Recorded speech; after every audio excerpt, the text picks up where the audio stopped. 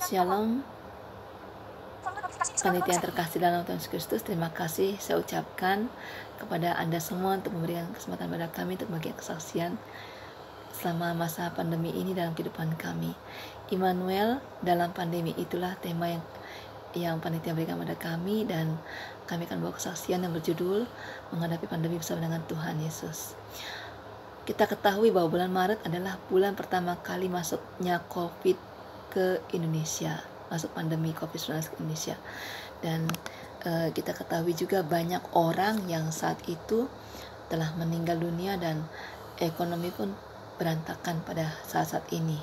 Dari bulan Maret sampai saat ini, semua sendi-sendi perekonomian dan juga kesehatan terancam oleh karena COVID ini. Bapak Ibu dan saudara sekalian, pada bulan Maret lalu saya diminta untuk belajar di rumah.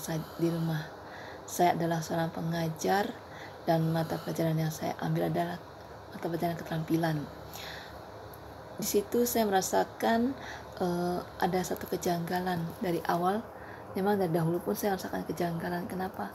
Saya pada itu saya merasakan badan fisik saya terganggu, dan saya memang merasakan kelelahan dalam bekerja, dan juga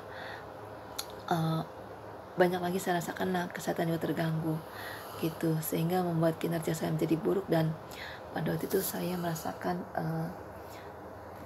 tidak efektif dalam bekerja.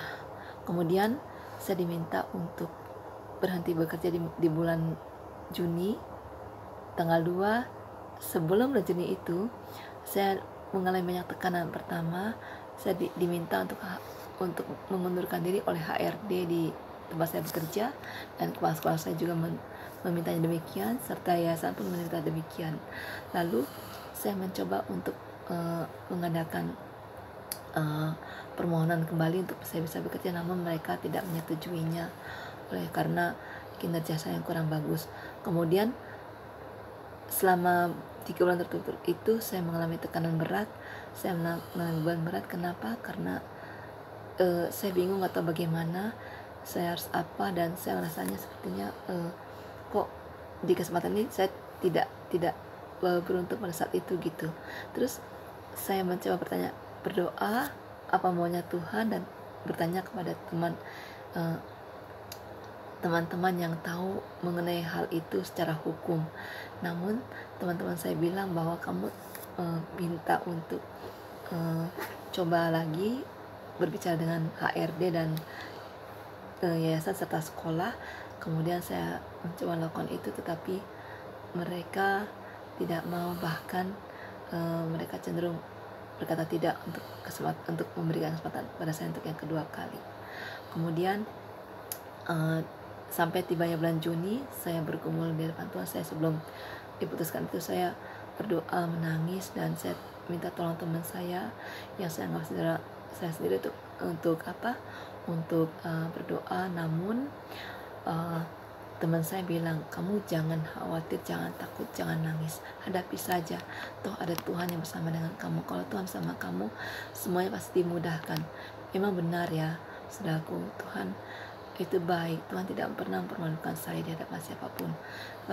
Pada saat itu saya diputuskan untuk berhenti bekerja. Saya hanya dikasih uang ucapan terima kasih atau insentif sama 1 bulan, dan surat pengalaman kerja. Jadi apa yang diancamkan selama ini itu semua dibatalkan oleh mereka. Dan pada waktu itu saya berpikir, kemana lagi setelah ini, apa yang saya lakukan setelah ini. Saya beberapa bulan kemarin itu saya bergumul sampai bulan Agustus kurang lebih. Saya memotivasi diri saya untuk bagaimana caranya supaya bisa bangkit kembali dalam mencari pekerjaan dan nafkah hidup untuk keluarga saya. Kemudian pada bulan Agustus saya mencoba untuk berwira swasta. Saya berdagang. Di situ saya merasakan pengalaman baru. Saya bersyukur Tuhan membuka peluang itu sedikit demi sedikit, pelan-pelan, dan akhirnya saya putuskan saya untuk berwira swasta saja. Jadi segala pekerjaan yang dahulu saya tinggalkan, sekalipun mungkin semuanya menjanjikan masa depan, tetapi kalau Tuhan berkata tidak di tempat itu, ya tidak. Buat saya tempat itu merupakan tempat yang zona nyaman saya gitu, yang nyaman buat saya, sehingga mungkin membuat Tuhan menjadi merasa Tuhan tuh menyuruh saya untuk berhenti karena di situ berhala buat saya. Pada waktu itu saya berpikir, apakah saya dapat lagi pekerjaan seperti ini? Ternyata sebelumnya saya rasakan bahwa Tuhan meminta hanya umur 40 sekian tahun kamu berhenti bekerja, dalam arti hanya 10 tahun kamu bekerja di situ. Dan memang dinyatakan benar bahwa sesungguhnya di tempat itu saya hanya 10 tahun bekerja. Namun itulah tuh kebaikan Tuhan yang luar biasa saya alami sekarang ini. Tuhan kasih saya kekuatan dalam menghadapinya, sekalipun mungkin saya tidak mampu, tetapi Tuhan memampukan saya untuk menghadapi semuanya itu. Justru ketika banyak perkara saya alami, Tuhan memberikan kekuatan pada saya untuk saya bisa menghadapi perkara tersebut, karena saya percaya lewat Filipi 4 ayat 13, segala perkara dapat kutanggung dalam Dia yang telah memberikan kekuatan padaku. Itu artinya bahwa Tuhan memberikan kekuatan pada saya sekalipun banyak perkara yang saya alami. Begitupun saya dalam mencari dalam Matius 6 ayat 33, mencarilah dahulu kerajaan Allah dan kebenarannya, maka semuanya itu akan ditambahkan padamu.